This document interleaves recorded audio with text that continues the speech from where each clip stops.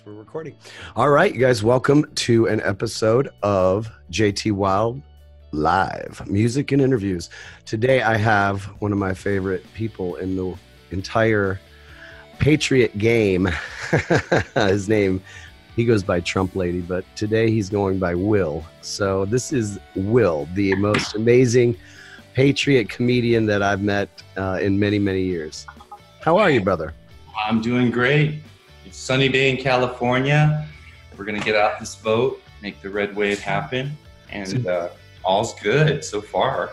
So let me start with, because we became friends over the last couple of months, but let me just start with a little bit of your back history and what you've done in the past, so that people can understand how you got so actually well crafted at what you do. Well, I mean, it's pretty much something I've always had in me. It's, you know, from a young age. Interesting. My first grade teacher, she had a school play called Jack and the Beanstalk for the students, and she casted it. And then she had me do the voices for the players. And it was just kind of sprung on me. And I think she heard me reading it out loud one time, and she heard me do the giant. She was like, oh my gosh, this kid, let's put him on and have him do the voices, which is unheard of, really, because, I mean, who does that? So that was where it started, pretty much. Taught me music, and started getting into theater and doing plays and starting musicals and working around that area. Pretty much. Awesome. That's how my craft started crafting. And so did you get into video production at all and start learning how to do all that? So, because it seems like you're pretty well versed on that. No? No, actually it's the opposite. I've never done anything. In fact, I'm quite on the shy side when it comes to being in front of a video camera or anything like that. I'm more of a live performer, so gotcha. I really can engage with an audience, even if there's a fourth wall. You know, you break it sometimes, but you just don't. You can get a feel of how much your feedback from the audience is coming through. It's a lot easier. Do you find that, like, wearing the makeup or the outfits kind of helps to get rid of that part of you that's afraid? It's kind of like a mask you put on, so you're just fearless in a way. Yeah, especially in theater, you go through the process of rehearsal, and then, you know, you're there, but you're not quite there. But once you put on the costume and you get in the makeup and the hair and everything, you're 100% there. If you weren't before.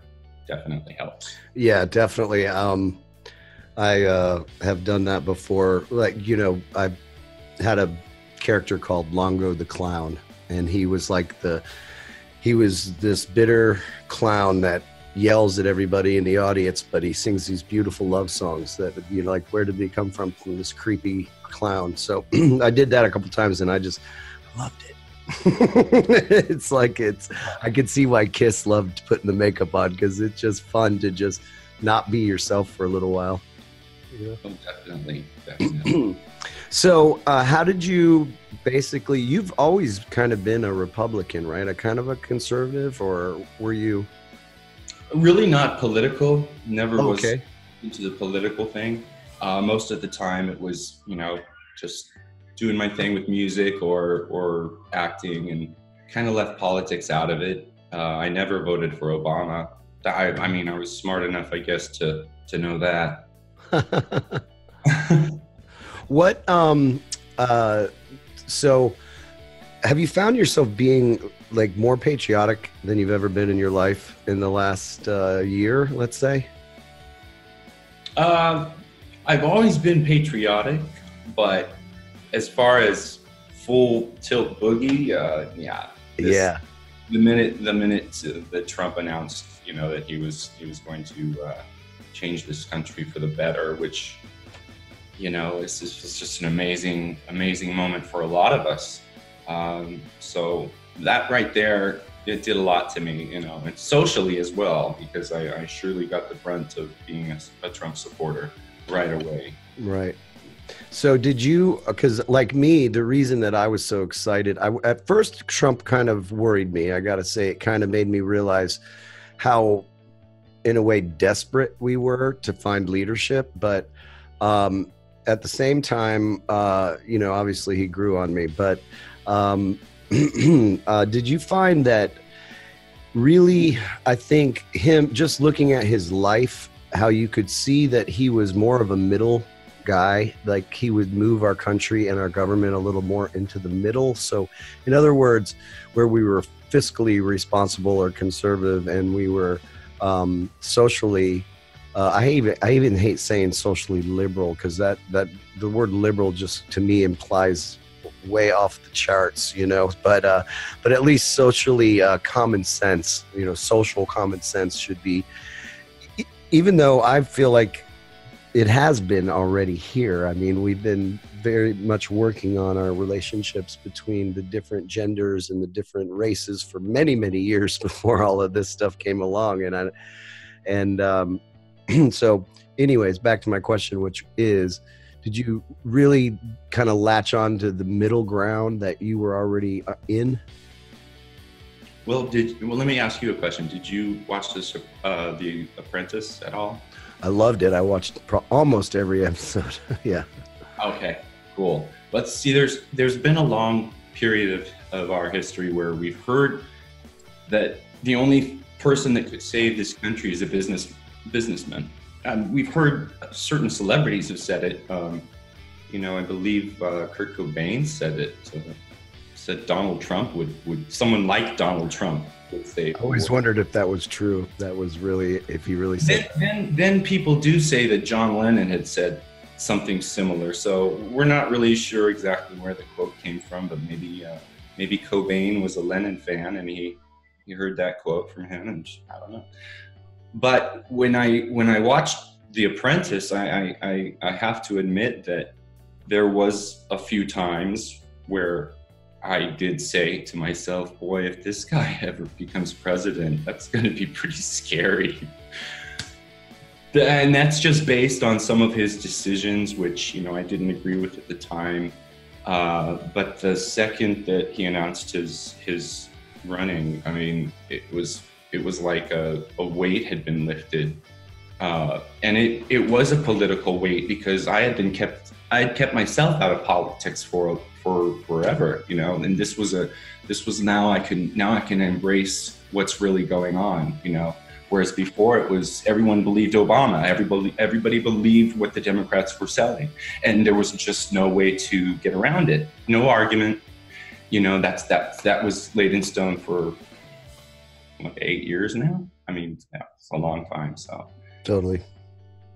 Yeah, I feel the same way. It's and I hope that we can get through this trial period, and it's quite literally a trial period, isn't it? And kind of get to where the reason I voted for him in the first place. I want to get to that place where I feel America can be prosperous and loving and compassionate, and we can be all these things. And but I literally, I guess the difference between me and the people that absolutely disagree with me is that I see him as the solution. I see him as the one that this cleaning up the swamp, that is what needs to happen before anything can move forward. So so now let's talk a little bit about QAnon. Mm-hmm. What brought you to QAnon? Well, if there's going to be a team of intel putting their intel out there, I mean, who are we to ignore it? Especially in the times we're having. There's been so much violence, and there's been attacks literally since the day he was elected. Remember they were going to try to nullify the election, or they had Jill Stein. Remember that one? Remember they went through all that, raising over $1 million to yes. votes. It cost to recount the vote. there's just too much. She ended up keeping that money, didn't she? Don't know. She probably that came out a couple months later that she never gave any of it back and never did the recount. But went into the Clinton Foundation or something. How often do you basically just kind of watch videos after people have deciphered the drops and kind of just keep in touch with it, kind of like daily news in a way? Or there was a period of time where I would go through the drops and just assess what they're trying to say. Then it became sort of compromised because we weren't sure if they were being dropped by Q. There was a point, like I'd say maybe 6-7 months in, where it's just things were hazy. In fact, I agree. Yeah, we had a lot of journalists and big MAGA personalities coming out and saying, if you believe in Q, you're a complete idiot. And I mean, they were hitting it hard. And at that time, I kind of stepped back and realized, well, if they're hitting all these people hard, that means that they're onto something. They only ban the people who are telling the truth. They only want to discredit folks who are out there spreading a message that need to be heard. There's been Toot Sweet, the rapper that was on the live Patriot Soapbox interview. Sure. He was banned from Twitter just like a few days ago. I mean, they're getting everybody. They got my friend Dustin Gold, who's been doing great work with Halsey English and the news media, Halsey News Media. And they're banning these people. They're giving them, I'm finding, yeah, I'm really afraid that might happen to me, but I do find myself being just, choosing my words a little more careful. And I think as a kind of as a movement, I would say we need to do that anyways. Well, it is a civil war. I mean, literally, if we don't realize it, it's going to damage us completely. I mean, there are telltale signs of when there is no going back, there is no retreat. It's a civil war, and that's what it is. When the Emmys give Alec Baldwin an Emmy for making distasteful comments and just bashing our president to the hilt. Imagine if Obama was on Saturday Night Live every night or every Saturday being portrayed like that. Do you think they gave the guy an Emmy? Do you think that would never happen? It would never happen. The bias is so disgusting. That moment right there, I said to myself, they gave that guy an Emmy for making horrible fun of the president of the United States. They gave him an Emmy. If that doesn't constitute a civil war, I don't know what they're waiting for. I don't know what they're waiting for. Yeah, they pass out asshole cards to the people that they want to have them. I believe it. And it's like, okay, you're allowed to be a complete jerk. Oh, but you're not. But you're not. Oh, no. And so, that's one of the things I'm really fed up with. It's happening, just being a musician, being somebody who is a artist like yourself, and, the scrutiny that we're under just by our friends alone is just torturous. And it's I'm to the point where I'm fed up, and I'm gonna be doing whatever I think that I need to do. Well, that's the thing we have to do. We have to fight back. Now, when you say civil war, though, that's interesting, because that's what a lot of my friends are afraid of, that this is like a violent thing. And I know what you mean, but let's clarify what you mean, because you mean really an intelligence war. This is a war on our freedom. We have enough people in the government and in the military to fight any kind of war we would ever need between these people. That's not the kind of war we're fighting. It's actually a war. Let me clarify. I'm not calling for a civil war. They are calling for a civil war. Okay, yes, I agree with that. Now, do you think a physical, you really truly believe they want to get physical? No, they already are physical. That's true. Our side, I don't believe our side wants to get physical. No, gosh, no. But a very telling comment on one of the when Patriot Soapbox was doing the live, they were showing the Trump lady's cavalcade of derangement, and one of the comments I read, Beach 45. It was an amazing comment because it was so true. He's making fun of liberals. Nobody does that. He's imitating liberals. Nobody's doing that. And when I heard that, I said, there's got to be. There has to be. How do they get a pass? And I'm damn glad I'm doing what I'm doing, because they don't get a pass. They don't. Nope. We can't give it to them. They've got one for so long, and because we've let them have it.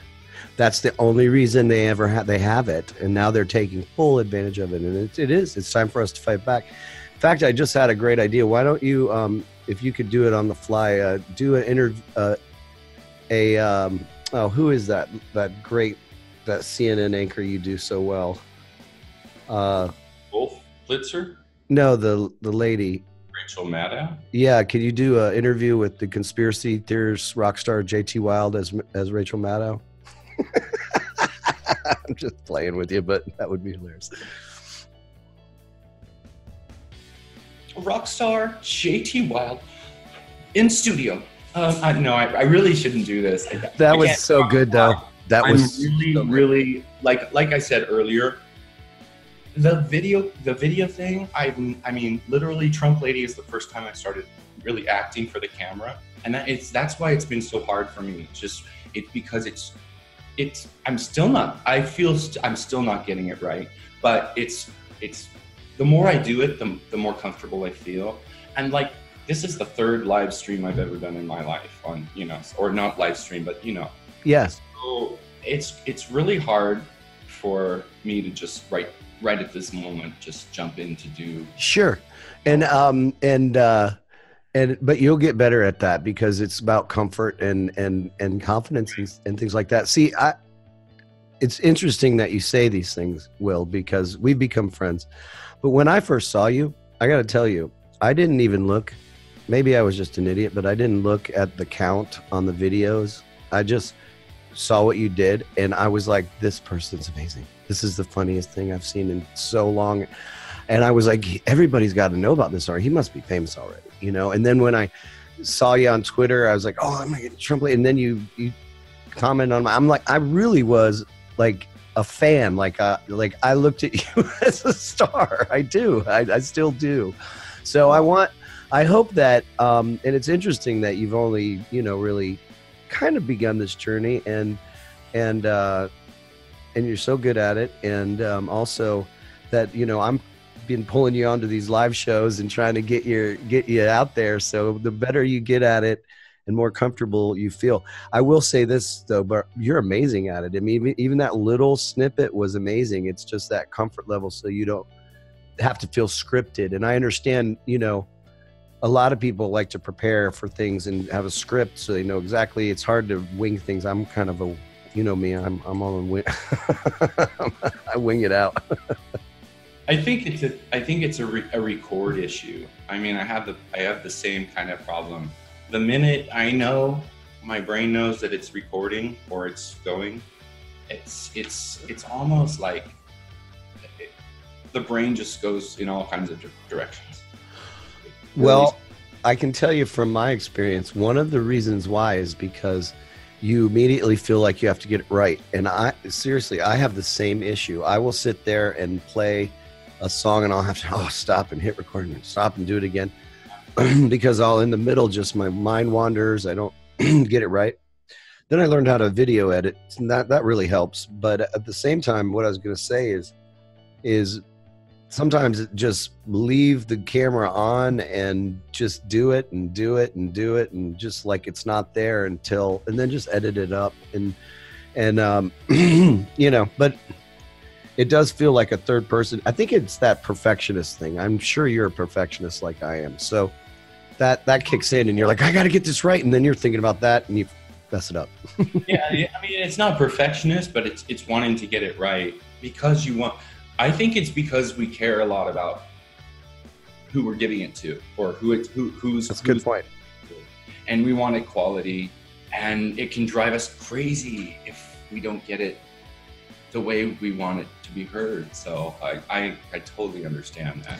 You know, I have that same thing with the studio, doing songs, so I can totally relate. If I leave one song out of place or one thing, I have to hear it every time I hear that song. And so I've had to learn how to catch that stuff. So then when I don't want to release it unless it's just right there. And the Cavalcade of Derangement, it became just a collage of some of the selfie videos that I was doing for Twitter. And so I edited them, but it had a through line, and I didn't even realize it until I started editing. This could be perfect right after that. And through editing and the music, it became something else entirely. So post-production actually makes it even funnier, I think. Totally, because you catch things, and you, like you said, you catch the story that you didn't even know was there sometimes, and you can put it in order and you go, whoa, this is great.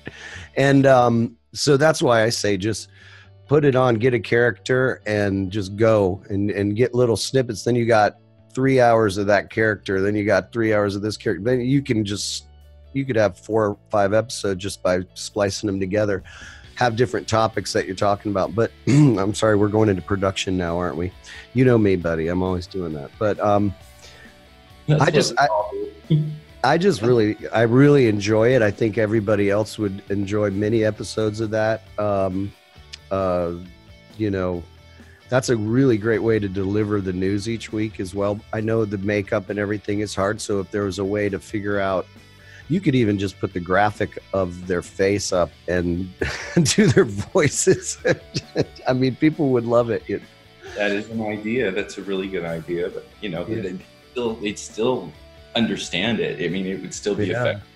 I think they have those apps too where you can make their mouths move. You might be able to find something like that and just kind of, sky's the limit, man.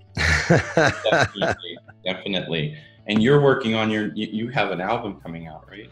Yeah, well, I have a new song I'm doing with Casey.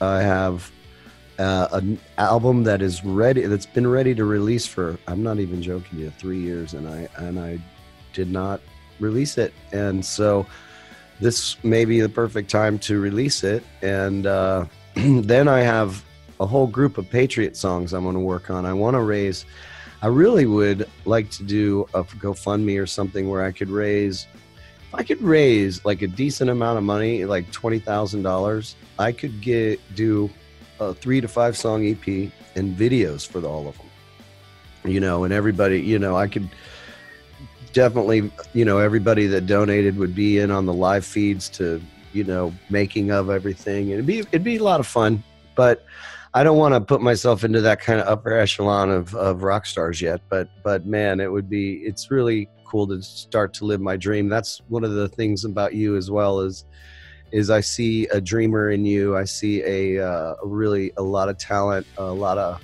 humor and well-meaning. And so it's like, I guess me and you are kind of kindred souls in there, where we're both been striving to find our true voice, and like this movement somehow has given it to us, and we'll see where it goes from here. Kind of. Oh, definitely. You and I are kindred spirits. I mean, using our voice to get that message out, be it through song or be it through comedy. It's really important. The people have to have something to go to. They can't stomach. If I can't stomach even. I don't watch any of the regular network shows anymore. It's the writing and it's manipulation, and you have to just be able to see through it. It's funny. I'm thinking right now, if one thing Cavalcade of Derangements shows me is how funny those characters are in the first place. I mean, why SNL doesn't use those characters already to put in there just to be a little bit balanced is really insane. So that shows you that there is some reason. There's a reason they're not. They're off limits. They're off limits. You get a pass. They get that asshole card. You can be an asshole, and you can be an asshole, and you get a vote, and you get a vote. I mean, look at Oprah out there basically passing out asshole cards in Georgia. Unbelievable. And I used to really, really think she was going to change the world. Yeah, I kind of maybe in the first 3 or 4 years, I said, she's got something here. And then I saw, oh, she's all about Oprah. I still have faith that a lot of these people will come around. Well, like I said, JT, there is a point where you cannot go back. You cannot, I hate to bring it up again, the scumbag, but Alec Baldwin getting an Emmy, you cannot apologize for that. You can't undo that. There is no going back. They did that. They literally gave accolades, award to a guy who makes fun of our country, our president. I mean, this is unheard of. And it's supposed to be top ratings. They're lying. Somebody's lying. Yeah, it's really makes me think about Mockingbird Media more than anything. It really makes you think that there are deep state operatives in the media. Right. And, you know, I mean, on every aspect, to television shows, to comedy, to news, and they've infiltrated everything. And then on top of that, it really looks like it. On top of that, it's this socialistic point of view that, you know, like it's. They had a guy on Saturday Night Live making fun of a veteran who lost his eye. Yeah, I guess he lost it in war or whatever. He says they laugh and they laugh and they laugh and they laugh. Yeah, it's they truly forgot where their freedom came from, and they truly do not realize that the people that our forefathers left, the system that they escaped is literally the system that these people are fighting for us to have again. Like, they don't see that. They are literally negating what our forefathers fought for, at the same time taking full advantage of the freedom that they have to do what they do. And so, you know, we can see through it. It's asinine. And yeah, I don't know. I just wish the people who were in the more poorer districts, and that people watching would know that these people that are spouting their politics and everything are just, they live in mansions, they live in guarded houses, safe, and look where we live, you know? Look at the crime. Chicago, I mean, we could talk about it all day. The hypocrisy is astounding. I saw Axl Rose post the other day. Did you see that? Oh, what did he post? Just about a 3-4 tweet thread about how awful our president is and how he needs to be taken out of office. And I just responded. I said, you know, buddy, you've never worked a day in your life. And you, of all people, should know how the corporate structure has been taking the power away from America and money away from its citizens and work away from us. And I said, I'm a musician for 25, 30 years. I had to work 2 jobs, musician and have a day job to raise my family, man. I said, I guess. Where's Axl Rose been the past 10 years? I know. I said, I wanted to say, sounds like an orange-haired, fat, rich man is jealous of another orange-haired, richer, fatter man.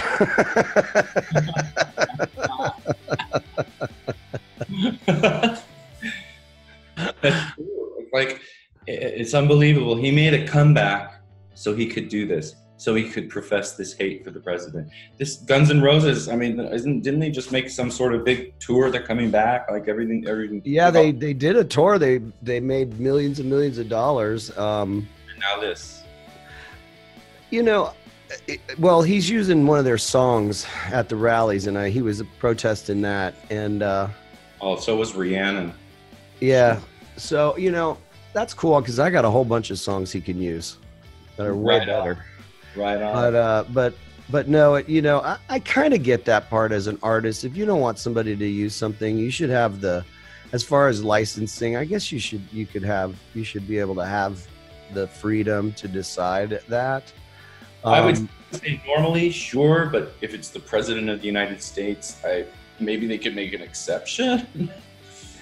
Yeah, you would think that, but I mean, it just shows you they have no respect whatsoever for him, and now the presidency in return. So, well, it's also for all the people at the rallies. There's thousands and thousands of people there that hear that music.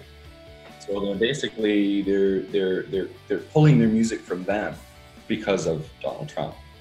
So really, they're taking their music away from maybe some of their fans. I mean, it's really stupid, asinine what's happening, and just we can just sit back and wait for this red wave, right? It better happen.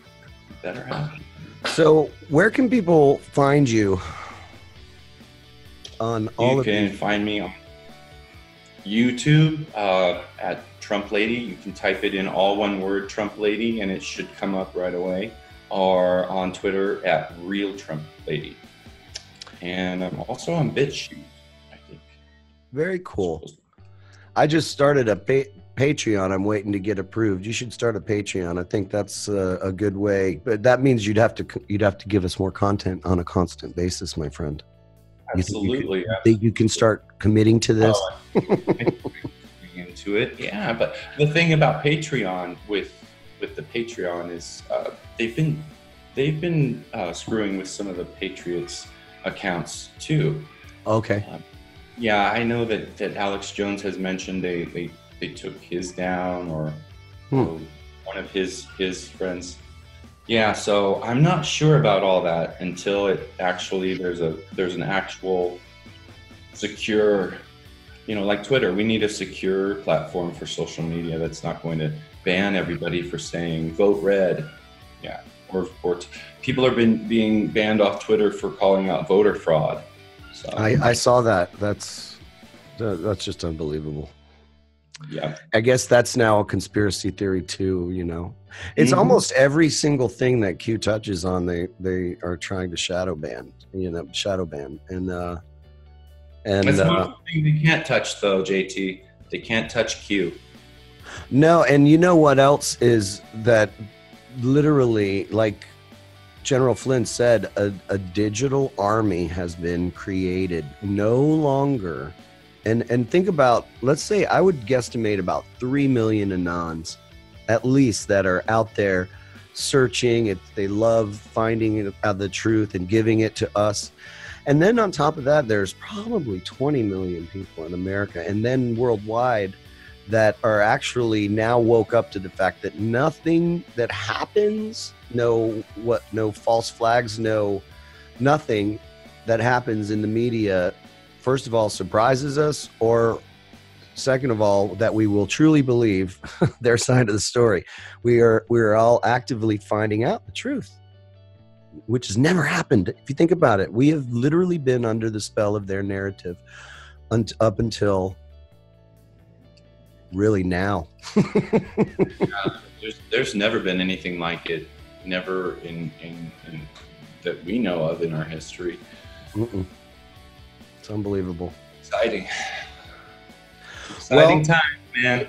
Glad to be a part of it with you. Me too, my friend. We are going to, it's brought us together. We're going to be friends for the rest of our lives. I'm sure of it. And man, I hope we have a Red Wednesday tomorrow. I hope that we can just all celebrate together. Not sure if I'm going to have this interview up in time, but to let people know. But tonight, election night, we're gonna get together on the soapbox, I believe. Do you know what time you're gonna go on? Probably about 7 p.m. my time, so 10 your Okay, time. awesome. Well, I'll be at my gig, but I'll try to sneak in and Awesome. As you do. Much love and respect, my friend, and I care about you very much, and I'm so glad you came on. And I'd like to maybe once you get set up, maybe we could do a Trump Lady and JT show live broadcast once I can figure all that stuff out. I'm open to anything, man. Awesome. Love you, brother. I love you too, man. You have a great one. All right, you too. Take care. See you later.